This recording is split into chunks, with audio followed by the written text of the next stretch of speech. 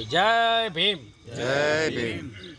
Baba Saheb doctor Bhimrao આંબેડકરે આ સંસારને દુનિયાની અણમોલ ભેટ આપી અને એ ભેટ છે માનવ ધર્મ એટલે ભગવાન બુદ્ધનો ધર્મ. તો એનું એક ધમ્પદ નામનું એક પુસ્તક આવે છે કે દુનિયાની કોઈ એવી લાઇબ્રેરી નથી, કે દુનિયાનો કોઈ એવો દેશ નથી અને કે દુનિયાની કોઈ એવી ભાષા નથી કે જેમાં એનો અનુવાદ ના થયો હોય. એ ગ્રંથની અંદર ભગવાન બુદ્ધ બતાવે છે કે સંસાર જે ચાલી રહ્યો છે એ હેતુ, ઋતુ અને કર્મ આધીન ચાલી રહ્યો છે. દરેક વસ્તુમાં કર્મને ન જોડ દેવાય. ઘણા ફાવ અહીંયા કર્મ જોડ જાય. કર્મ કોને કીધું છે એની ખબર હોવી જોઈએ. એટલે હેતુ, ઋતુ, કર્મ આધીન ધમ્પદની અંદર જે બતાવવામાં આવ્યું છે એમાં ધમ્પદનું પહેલું જ સૂત્ર છે કે સબ પાપ સ કરણ કુશલ સ ઉપસંપદા સચિદ પરિયોદ પનંગ એતંગ બુધાન શાસનમ. તો આ સૂત્ર પાલીમાં છે, એનો અનુવાદ છે કે મનુષ્યરૂપી જીવન મળ્યું છે તો એમાં પાપ કર્મો કરવા નહીં, કુશળ કર્મ કરવા, મનને પ્રસન્ન રાખવું અથવા મનને રુજુ બનાવવું, આ ભગવાન બુદ્ધનો ધર્મ છે. એક વખત ભગવાન બુદ્ધ અને આનંદ બે હાલ્યા જતા હતા. બુદ્ધનો જે સમય હતો એ આજથી 2500 વર્ષ પહેલાંનો સમય હતો. ત્યારે આશ્રમ પરંપરાઓ નહોતી. ત્યારે તમામ પરંપરાઓ ભિક્ષા માંગીને ખાતા. અને એ જમાનામાં લાઇટો નહોતી એટલે સવારે અને સાંજે 2 ટાઈમ ભિક્ષા માંગીને ખાતા. તો રાજગૃહ નામના જે પર્વત હતો બિહારની અંદર, અહીંયા ભગવાન બુદ્ધ 500 સાધુઓ સાથે રોકાણ હતા અને રોજ સવારે ઉઠી અને ભિક્ષા માંગવા જતા. એમાં આનંદ એમની સાથે હતો. એટલે એક વખત આનંદ અને ભગવાન બે ભિક્ષા માંગવા જતા હોય. ઘણા લોકો ભગવાન બાબતમાં મિથ્યા દ્રષ્ટિ હોય છે કે બુદ્ધ ભગવાન હતા કે નહોતા. તો દુનિયામાં ભગવાન એક જ હતા, બુદ્ધ, બાકી બધા ઈશ્વર છે.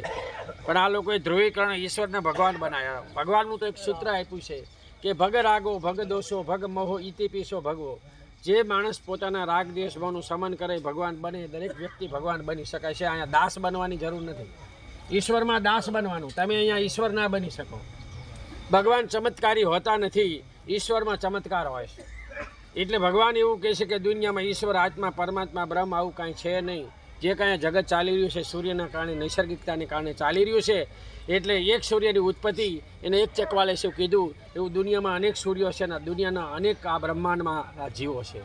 અહીંયા ધરતીમાં છે એવું નહીં. એટલે જ્યારે બુદ્ધ પૂર્ણિમાની રાત્રે જ્યારે ભગવાન બુદ્ધને ત્રિવિધ જ્ઞાન મળે છે એ અનુસંધાન જ્યારે ભિક્ષા માંગવા જતા હોય છે ત્યારે એક માણસ ઊંધો પડ્યો હોય છે. એટલે એ ઊંધો પડ્યો હતો તો એને સામું જોઈને ભગવાન બુદ્ધ હસ્યા. એટલે આનંદે કીધું કે ભગવાન કેમ હસ્યા? કે કાંઈ નહીં, તું મને પૂછમાં અત્યારે કે તો આપણે ભિક્ષા માંગવા જ વિહારે આવી, ભિક્ષા ખાઈ લેવી, આરામ કરવીને 4 વાગે ઉઠીને આપણે જે દેશના આપીને એમાં તું મને સવાલ કરજે. અત્યારે અધવચ્ચે સવાલ કરી. આનંદને ઊંઘ આવી નહીં. અને આનંદ એમ કહે છે કે 3:30નો વહી ગયો અને ત્યાં જઈને પૂછ્યું, બેઠો ત્યારે ભગવાન એમ કહે છે કે આનંદ, આ મનુષ્યરૂપી જીવન કલ્પમાં મળે છે, વારંવાર મળતું નથી. મનુષ્યરૂપી જીવન કલ્પમાં મળે છે, વારંવાર મળતું નથી. મનુષ્યરૂપી જીવનમાં 3 કર્મ કરવા જોઈએ, માણસ આ કરતો નથી. 4 કર્મ એવા છે, હાથ પગ સુધી પીછો નથી છોડતો, એ ન કરવા જોઈએ, માણસ ઈ જ કરે છે. અને એમ કીધું કે 3 કર્મો એવા છે કે કલ્પમાં મનુષ્યરૂપી જીવન મળ્યું છે, એ 2 જીવન બગાડે છે, એ ન કરવા જોઈએ. પણ આનંદ માણસ એ જ કરે છે. ત્યારે આનંદ પાછો સવાલ પૂછે છે કે ભગવાન, કલ્પ એટલે શું?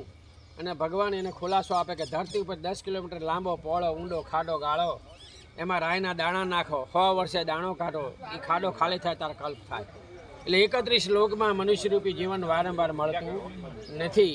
તો આ મનુષ્યરૂપી જીવન મળ્યું તો અહીં શું કરવું જોઈએ? તો એ બુદ્ધ સૂત્રમાં બુદ્ધ કહે છે કે પાપ કર્મ કરવા નહીં, કુશળ કર્મ કરવા અને ચિત્તને પ્રસન્ન રાખવું, આ મનુષ્યરૂપી જીવનનું કર્મ છે. પણ એ થતું નથી. અને ત્યારે કહે છે કે ભગવાન કે આનંદ, આ મનુષ્ય પોતાનું જીવન બગાડે છે, 3 કર્મ ન કરવા જોઈએ, આ મનુષ્ય એ જ કર્યા છે. તો એની અંદર પહેલું કર્મ ભગવાન એમ કે કોઈ દી દારૂ ન પીવો. દારૂ પીવો તો ધન હાની, આબરૂ, કિંમત ખોવાય, કલ્પમાં મનુષ્યરૂપી જીવનમાં આવે એટલે ઓછી બુદ્ધિનો હાજો ગાંડો પેદા થાય. એટલે 2 જીવન બગડે. અહીંયા દારૂ પીને બગાડ્યું અને આ ગાંડપણમાં બગાડ્યું. બીજું કીધું કે જુગાર ન રમવું. જુગાર રમો તો ધન હાની, આબરૂ, કિંમત ખોવાય નહીં, કલ્પમાં માણામાં આવે એટલે પાડુનો દીકરો થાય, ગાળ યાદ કરે, લઈટ કોઈનું દે નહીં અને એના હાથે ઊંધા કામ થાય. અને ત્રીજું કીધું કે વ્યભિચાર ન કરો. વ્યભિચાર કરવો એડ જેવા રોગ ધનની આબરૂ કિંમત કોઈ કલ્પમાં માણ આવે થાય અને એ સંસાર ભોગી ન હોય કે ભૂંડા બોલીને ખરાબ કર્મો કરીને લે. અને 4 કર્મ એવા છે કે આનંદ પ્રાણી ભાવમાં જાય તો ભોગવવા જોઈએ. માણા એ ન કરવું જોઈએ, પણ માણા એ જ કરે. એની અંદર પહેલું કર્મ એમ કીધું કે કોઈ દી માતા પિતાનો દ્રોહ ન કરો. માતા પિતાને દુઃખી ન કરવા, એનો રોવરાવા નહીં, એના આંગળા ન પાડવા, એને હાસવો. જન્મ આપીને નાખી દે તો તમે એનો ઉપકાર ભૂલી શકો એમ નથી. આનંદ એટલે માતા પિતાને દુઃખી ન કરો. જો કંઈ કહેવાય ગયું, કંઈ બોલાઈ ગયું હોય તો મનગમતા ખાવાના પદાર્થ કપડાં લાવીને કાં માફી માંગી કે મારી બાપા મારા બે બાજુ રહું, માફ કરજો, ક્ષમા માંગી લેવું. એટલે કે માતા પિતાને કોણ પાલો? તો ભગવાન બુદ્ધ એમ કે જે ભૌતિક સુખી હોય એને માતા પિતાને પાલવો જોઈએ. નાનો મોટો નહીં. નાનો ગરીબ હોય મોટો નોકરી સુખી હોય તો એની જવાબદારી આવે, અથવા નાનો નોકરીવાળાને સુખીને જમીન જાગીર હોય તો એને પાલવા જોઈએ. એટલે ભૌતિક સુખી છે ને જે માતા પિતાને ન પાલવા એનો વિપાક છે કે એ ઘરમાં ધન એની અંગભંગ અને રોગ આવે, ક્યારે શું થાય એનું નક્કી નહીં. એટલે એમ કીધું કે કોઈ દી માતા પિતાનો દ્રોહ ન કરતા. બીજું કીધું કે હરસોરી ન કરી. ભેગા હોય તો કે કટકી કરો, નોખા રહીને કાયમ આવશે. આ નહીં કરવું. લોહીનું ખાઈ જશો તો 10 ગણું જશે. લોહીના સંબંધને આપીને રાજી રહો, એનું ખાઈને રાજી ન રહો. એટલે તમે 50 વર્ષ પાછા જાઓ એટલે ભાઈ ગરીબ હોય તો ભાઈ બી ઢાંકીને દેવા જાય ને ભાઈ જાય મારો ભાઈ છે ને. હતું કે નહીં? પહેલાં લોહીના સંબંધનું હતું, અત્યારે નથી. ત્રીજું કર્મ કીધું કે ન્યાયમાન ઘરમાં ખોટું ન બોલવું. આ તો બંધા કરે ઘરે જ તેવડે, અહીંયા જ કરે. હા, ઘરમાં ન બોલે, ઘરમાં બોલે. ભગવાન બુદ્ધ એમ કે ઘરમાં ખોટું ન બોલવું, ખરાબ ન બોલવું, નિંદા ન કરી, ટીકા ન કરી, પળા ન કરી, સ્પર્ધા ન કરી, છોકરા અને હાજરીમાં ઝઘડા ન કરવા, ભૂંડા ન આવું ના કરવા. નેગેટિવ કામ છે. તમે નેગેટિવ કામ કરો તો તરંગ નાશ ન પામે, 4 દિવાલમાં શોષિત થાય, વારંવાર શોષિત થાય, પોઝિટિવ હોય જાય, બથોબથ બાજા, ભૂંડા બોલે, ઝઘડા થાય, સટકે, આ બધું તમારા ઓલે થાય. એટલે આવું ના કરવું જોઈએ. આ વારંવાર આ માણાનું જીવન મળતું નહીં, એટલે માણા થવું જોઈએ. થોડાકમાં થોડુંક દેવું. એટલે આ 4 કર્મો છે ને 3 કર્મો કરવા જોઈએ. એની અંદર પહેલું કર્મ ધર્મનું આચરણ. જે પહેલાં આપણા બાપ દાદા હતા ત્યાં ઊભા હતા, આમાં પૂનમ બીજ ભજન સત્સંગ કરતા, વ્યવહાર કરતા, ધર્મમાં ઊભા હતા. કે પાપ નાનું વ્યક્તિ ભોગવા, પુણ્ય લાંબુ પેઢીઓમાં જાય.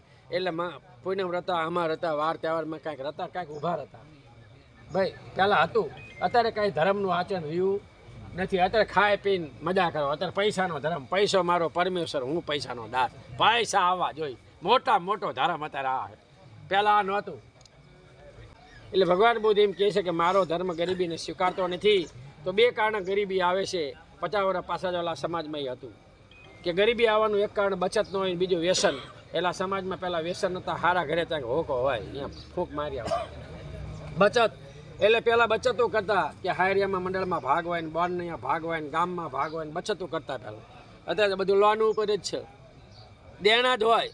જૂના કપડાં પહેલાં લગ્ન થઈ જતા હતા, અત્યારે ભાડા જેટલા લાવો, પતા જ નહીં, ભાડામાં જ એટલા વયા જાય. એટલે અત્યારે ટીવીમાં છાપામાં જે આવે ને એ બધી નટડાનું બધું સમાજમાં આવી ગયું ને. હાસું કહેજો, નટડા વેડા સમાજમાં આવી ગયા. એ તો નટડા વેડા કહેવાય. પણ અત્યારે એટલા સમાજની પરિસ્થિતિ બદલી જાય છે કે ભાઈઓ બધા વ્યસનમાં, બાયું બધી ફેશનમાં. આવી પરિસ્થિતિ આવી જાય. સમાજને કહેવાય છે કે બાયું બધી ફેશનમાં, ભાઈઓ બધા વ્યસનમાં.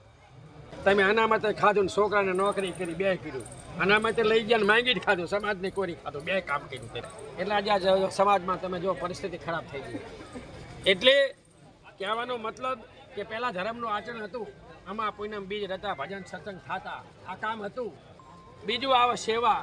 આ સમાજમાં સેવાનો મોટો ભાવ હતો કે મોટામાં મોટી સેવા માતા પિતાને સાચવતા હોય, દુઃખી ન કરતા. બીજી સેવા સાધુ સંતની, ગામો ગામ ભગતનું ઘર હોય, સાધુ સંત આવીને રોટલો આપતા, ખાતા, સાંભળવા જતા, બેહતા. ત્રીજું આવે વૃદ્ધોની. એરિયામાં કોઈ હાજા માંદા હોય, બીમાર હોય, વૃદ્ધ હોય તેને સાચવતા, ખાવા પીવા એક આગળ પાછળ હોય તો સાચવતા માણસ કે ભાઈ એમનું કોઈ નથી, અહીં રહેતું નથી. અને ત્રીજું આવે બીમારની સેવા, કે હગાવાલા માંદા હોય તો 2 દી જાતા, અથવા અહીંયા દવાખાને રહેતા, અથવા ટિફિન લઈને જતા, અથવા પોતાના ઘરે લાવતા. આ વસ્તુ હારે આવતી. એટલે આ પહેલાં હતું. અત્યારે સમય જ નથી. અત્યારે સુરનગર વાઈને ફોન કર્યો હોય તો એ રામ ભોજલારીમાંથી લઈ આવી જાય ને 4 રૂપિયામાં જ મળે. એટલે કાંઈ ખરે કે આ તક મળી એવું નહીં વિચાર. એટલે અત્યારે સેવા વહી જાય. અને દાન, સેવા અને ધર્મનું આચરણ. તો શૈલે ધર્મનું આચરણ વહી ગયું, દાને વહી ગયું, સેવાએ વહી જાય.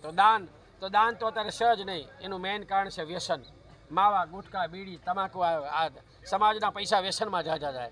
એટલે બાબા સાહેબે કીધું પેબેકનું સોસાયટીમાં કે ભાઈ મજૂરી કરતા હોય 5000, તો પણ 5મા ભાગ એટલે 250 રૂપિયા દાન પેબેકટુમાં કરવું જોઈએ. 1% કુટુંબના વિકાસ માટે, 1% સમાજના વિકાસ માટે, 1% બોધ ભિક્ષુના વિકાસ માટે અને 2% બોધ વિહારોના વિકાસ માટે, તો આ મારી ધર્મક્રાંતિ આગળ હાલશે. બાબા સાહેબે જે આપણને હક અધિકારો જે ધર્મક્રાંતિ આપ્યા છે એ આગળ વધારવો હોય તો એ ધક્કો પાછળ ન મારવો અને આગળ ચાલવું હોય તો આ રીતે હાલવું જોઈએ. પણ આપણે જોઈશી કે 5000 કમાતો વ્યક્તિ 250 દાન નથી કાઢી શકતો, પણ 1000 રૂપિયા માવા, ગુટકા, બીડી, તમાકુ ટાઢામાં નાખી દે. કારણ કે વ્યસન એ લોભનું મૂળ છે, વ્યસન એ ક્રોધનું મૂળ છે, અને વ્યસન એ અજ્ઞાનતાનું મૂળ છે. મને સલાહ ન કરી એકલા ફાંકી ખાધી, મારી આબરૂ કાઢી માણાવે છે આ અજ્ઞાનતા. ભાઈ તારા ખાવું હોય તો ખિસ્સામાં લઈને જાને, કોક પાણી ચા માગે છે. એટલે ભગવાન એમ કહે છે કોઈ દી વ્યસનની સલાહ ન કરી, આ ખોટું છે. એક દાન તમે વ્યસનની સલાહ કરો એટલે 100 વખત ભોજન આપેલા પુણ્ય બળી જાય. એટલે કોઈ માગે તો હેઠા મુકાય, હાથો હાથ ન અપાય. બીડી માવટ આવું વ્યસનની સલાહ ન કરાય. આ તો એ તો બગાડે, બીજાને ક્યાંય લે થાય નહીં.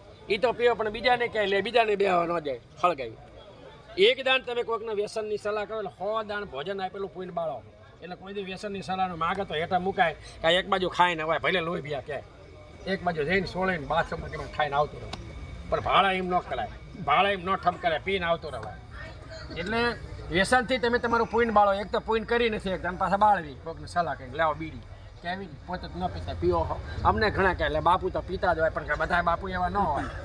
અમે તો જય ભીમવાળા બાપુ છીએ ભાઈ. અમે તો વ્યસન મુકાવી કે ભાઈ વ્યસન મૂકો. એક ઘરમાં 3 વ્યસની હોય તો મહિને 3000, વર્ષે 50,000, 40 વર્ષની જિંદગીમાં 20 લાખ વહી જાય, પણ સારું ઘર ન કરી શકીએ, છોકરાનો સારા લગ્ન ના કરી શકીએ, અથવા કોઈ બચત ન કરી શકીએ, પણ વ્યસનમાં વયા જાય. એટલે સમાજને વિનંતી છે કે વ્યસન છોડો. અને એના જ ભગવાન બધા ભેગા થયા છે તો આ વ્યસનનું કાંઈક લીટી કરો કે કોઈ મૃત્યુ લગ્ન પ્રસંગમાં બીડીયું, માવા, ગુટકા આવું કાંઈ કરવું નહીં. બરાબર. આપણે જોઈ છીએ કે બીડીયું હતી તો માવા આવ્યા, હવે ધીમે ધીમે કોથળીઓ આવશે. દાન, સેવા, ધર્મનું આચરણ, આ 3 કર્મો આપણે કરીએ એ મનુષ્યરૂપી જીવનમાં જ્યારે આપણે મૃત્યુ થાય ત્યારે ઉદ્ધવગતિ અને અધોગતિ આના આધારે થાય છે. આ સંસારમાં તમે ખોટું છેતરીને છૂટી જાઓ, પણ મૃત્યુ સમયે છૂટતા નથી, અહીંયા ભોગવવું પડે. અહીંયા ભોગવવું જ પડે. એટલે ભગવાન બુદ્ધ એમ કહે છે કે પાપ કર્મ કરવા નહીં, કુશળ કર્મ કરવા અને મનને પ્રસન્ન રાખવું. આ રાખશો તો સુખી થશો. ભાષાના કારણે, વાણીના કારણે જે સમજાવવા પ્રયત્ન કર્યું, આ સમાજમાંથી આવ્યો છું. કાંઈ ભૂલ થઈ હોય તો બે હાથ જોડે ક્ષમા માંગુ છું. જય ભીમ, નમો બુદ્ધાય.